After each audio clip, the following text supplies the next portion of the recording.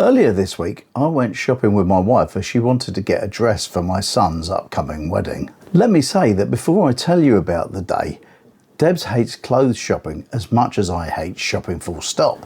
We left home about 10:30 and headed into town. It was the start of a long day. Now, I rarely go into a woman's clothes shop, and my impression of the first one was that it was just so bland, and that they stocked nothing for someone who was going somewhere where they might actually want to dress up.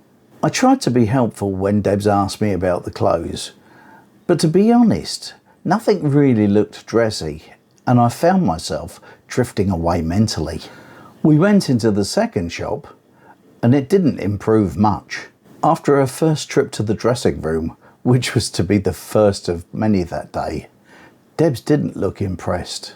And so we moved on to the third shop, and then the fourth, fifth, sixth, and seventh. By this time we were flagging, so it was time to take a break and go and get something to eat before continuing back into the void again. As I said earlier, the more and more shops we went to, the more bland and how alike they all looked. The clothing in each store looked the same as the clothing in all the stores beforehand. Not one had any individuality. By shop 10, I was mentally and physically done, and Debs was sick to death of trying clothes on. Shops 11 and 12 showed no signs of improving on the situation, and by shop 13, we'd both had enough. By this stage, Debs really felt that she needed to buy something just in case she couldn't find anything elsewhere. There had been a dress that she'd liked in the fifth shop that we'd gone to, so she went back and bought that one, so at least she had a dress if push came to a shove. And so we went home.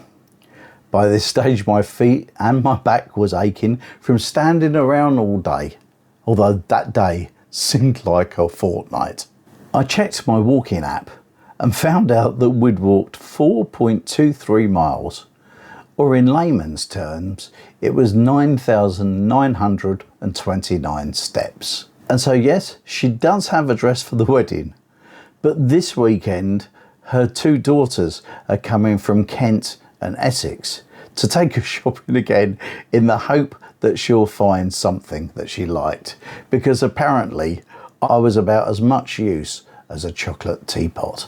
When we did get home, I said to Debs that with my untrained eye, it appeared to me that all of the shops were very samey. Debs agreed with me.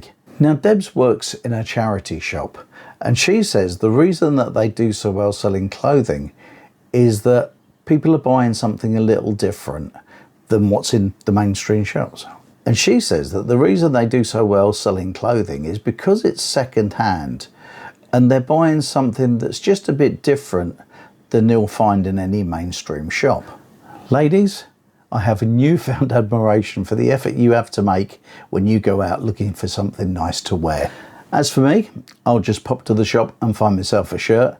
I'll wear my same suit as I always do, and no one will take the blindest bit of notice of what I'm wearing, nor will they care, or for any of the other men for that matter.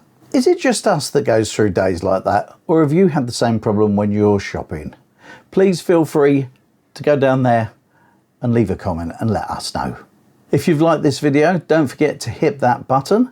Feel free to share it with any of your friends, and click up there if you want to see something else. I'll see you. Ta-da now.